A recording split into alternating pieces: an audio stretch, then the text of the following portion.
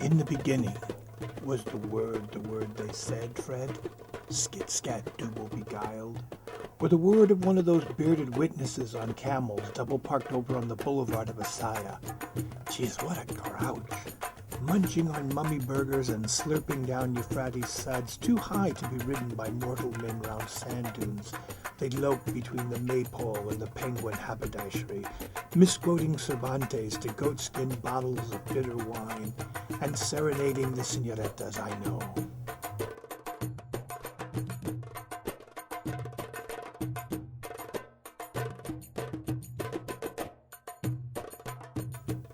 Well, there are many strange breezes in the desert night. You'll not find me at the head of the line. The first refuse to shower on the banks of the Nile. Incense on a bar of discarded soap by the drain, or peeled grapes and sheep milk in the harem.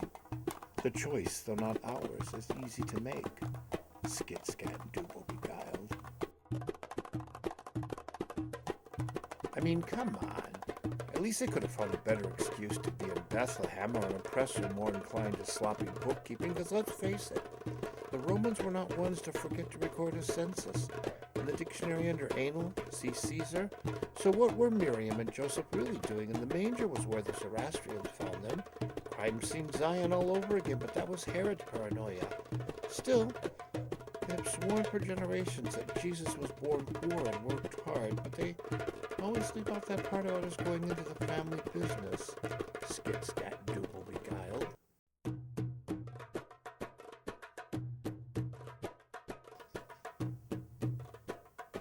And who brings myrrh to a baby shower? I heard they used it to embalm bodies, but I suppose you have to cut them some slack. I mean, after all, let's face it. When your word for godson is translated as begat, you just might not, and that, ladies and germs, is the trouble with translations. Despite beating around the bush, they don't really relieve the carnal tension of a predicate.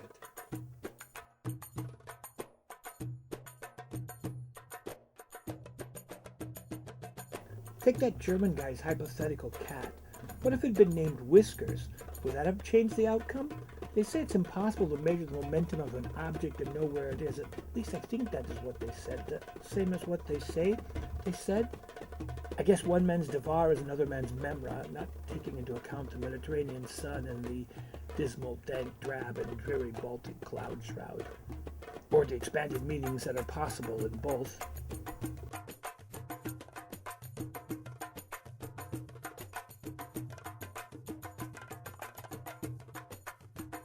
In the beginning was the express concept. Needs work. Why don't you slip it over to the boys and copy and see what they can do with it, because who can be sure? A tram-designated want wouldn't. For work, will food. Wait, what? Skit scat dooble beguiled.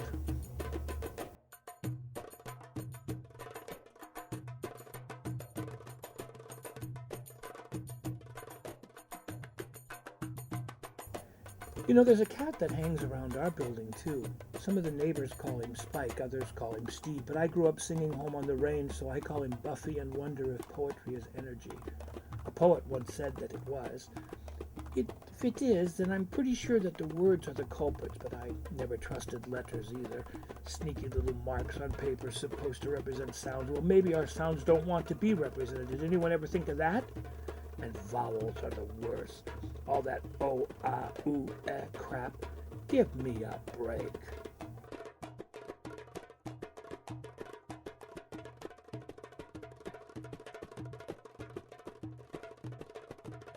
And don't get me started on consonants. Coming over here and filling our syllables, spelling our words and marrying our morphemes. It's a shame is all I'm going to say. Our orthography used to stand for something, but not now. Personally, I blame dictionaries. Nothing good ever came out of phonetic representation. In fact, I wouldn't be surprised if one day they find a link between good spelling and crime. Skit scat dooble beguiled.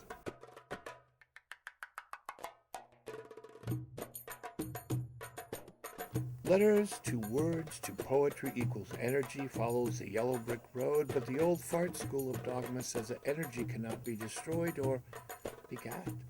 So in the beginning was the energy, and the energy was sitting at God's table, left a better tip? Surrender, Dorothy. By the way, Moses called. He said you were a good waitress. And order without him. He wants pie, but if they're out, get him the cheesecake and imagine that it is pie.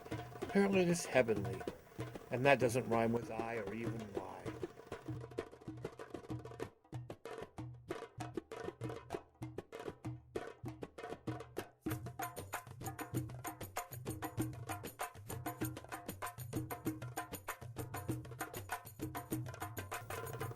But it does open the door to Betty Crocker as Mary Magdalene, and generations of Irish nuns will swoon at the news, though it's nothing compared to what Bridget got up to last summer. Over in the Shamrock, they're still giggling about it. The back booth, of course, all lace curtain up front. Skit, scat, double, beguiled.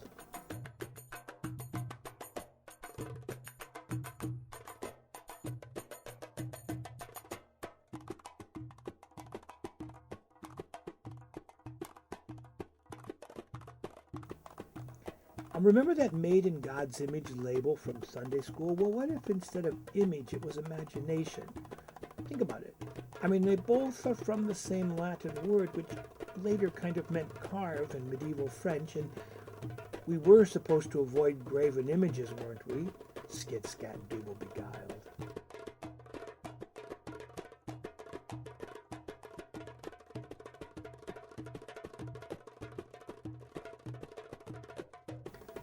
Imago Dei, or Imaginatio Dei.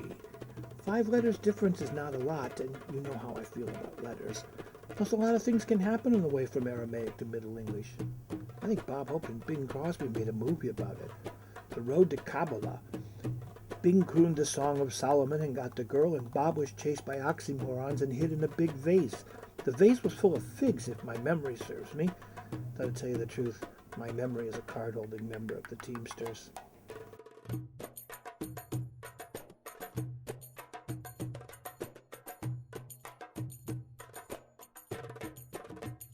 And anyway, they were going to make a pudding for the Sultan, but Bob got into a fight with a grumpy saucier in the kitchen. Slapstick deus ex machina. Later, at what Molière would have called the denouement comique, Bob made a funny crack about desert and dessert, and they escaped on a flying carpet during the pie fight. Or was that the Three Stooges? Sorry, when it comes to universal power sources, I have no other metaphor but say pastry. Skit, scat, double, beguiled. Donuts and Bismarcks and bear claws. Oh my.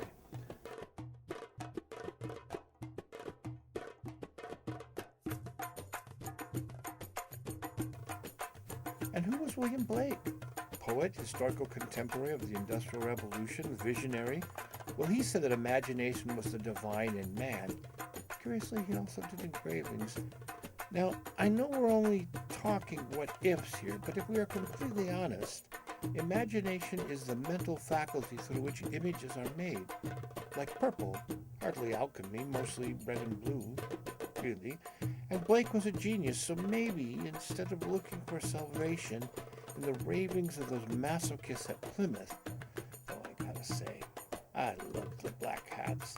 With the buckle, one size girds all.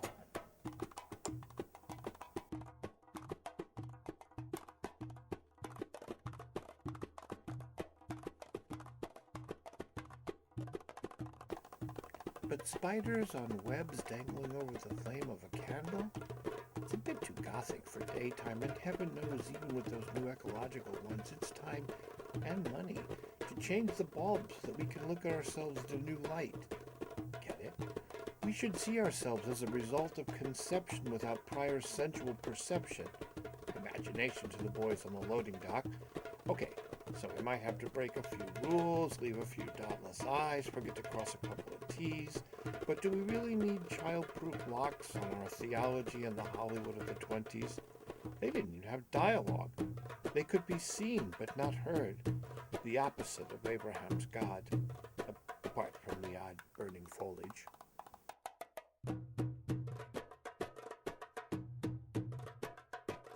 In the beginning, we didn't need words. We had faces and collapsed shutters keeping faded fabrics from overgrown tennis courts. But that was then. Everything is digital now. So let's do lunch and then take a meeting. What's that? Just a scene I threw out. Which scene? Well, the one where you go to the slave market. It's better to cut cut away from me. Imago Dei. Well, yes, by opening the translation a little, imaginatio Dei. And voila, we go from optical counterpart to a mental concept, a thought instead of a reflection, a production of divine thinking, and not just a likeness of it.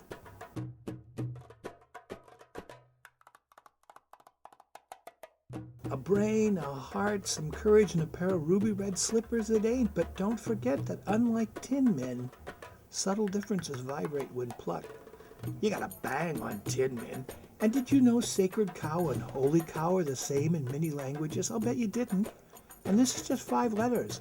5 letters to a new way of looking at the great celestial pancake. A new way to butter our double cranberry cornmeal muffins with half the fat of regular muffins, butter not included. Skit scat dooble beguiled.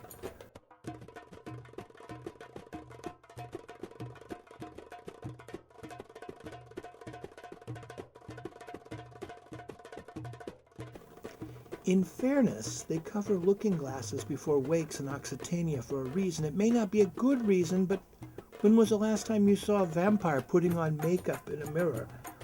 In B movies, the Greeks held that only poets could make, and their deities dressed in togas.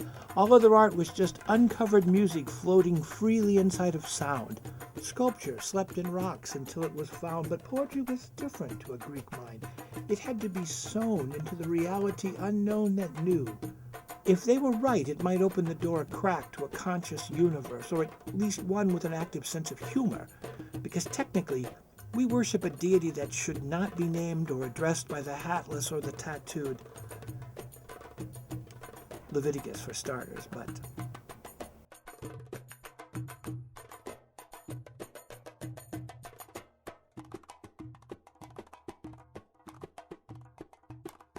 Following the rules to the letter is hardly our forte, and you know how I feel about letters. So again, what if, and I'm just speculating here, we muck cough through, in the beginning was the word, and carry it over to, in the beginning was the word, and the word was a bridge between the making and the made? Then later we can sashay down a few lines and credit man to the imagination of this deity that should not be named or addressed by the hatless or the tattooed.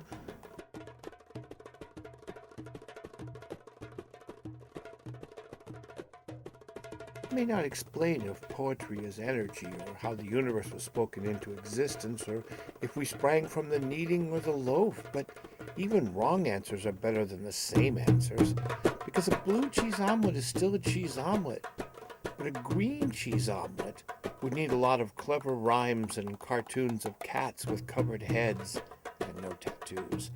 Would that make a dent in the hardened stew that cakes 100,000 abandoned pots and 1,000 kitchen sinks? Probably not. But who knows and who knows if are better than huh? Skit scat dooble beguiled.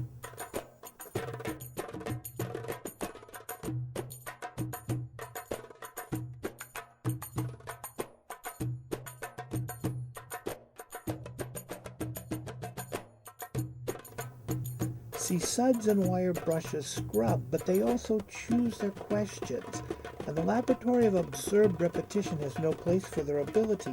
It leaves too much chalk on the blackboards and fails the tests of many questions like, why are check tablecloths in Italian restaurants always red and white, instead of the more Brooklyn diner chic black and white?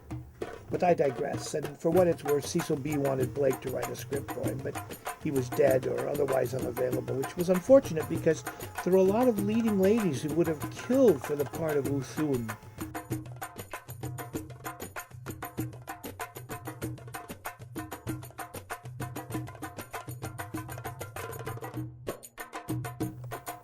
Are you kidding?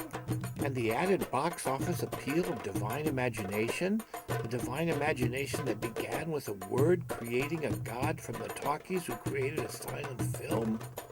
Can you picture the headlines? Well, the sun would have never set on that boulevard. Let me tell you, she was right when she hissed at William Holden. The slave market scene had to stay in because Hollywood never did understand the abrupt ending. Salminio's demise in a dark alley notwithstanding, skit scat dooble beguiled. 9 across, Philo's concern. Why did Percival fail to ask the question? Production was running over budget and the props wanted the Grail pack? Well, yeah, but that is the answer of an accountant, bookkeeping, if you will. However, and all that notwithstanding,